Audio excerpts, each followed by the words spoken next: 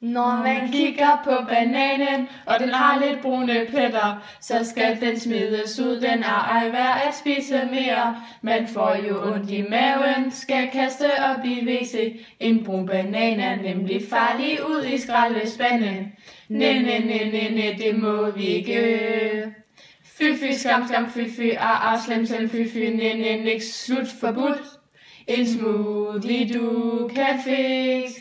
Når man spiser aftensmaden, ja, så må man gerne levne. Smid det ud i skraldespanden, det kan ikke bruges mere. Vi laver nyt i morgen, vi gider ikke rester, for vi er dem, der har en kiste helt fyldt op med penge. Næ, det må vi ikke. Fy, skam, fy, slem, fy, næ, niks, frys i pos.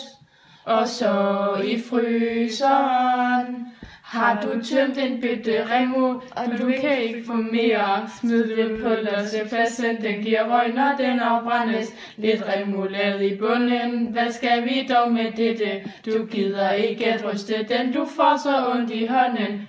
Næ, det må du ikke. Fy, skam, fy, slem, fy, næ, niks, slut, forbudt. Skal den over tømme den først?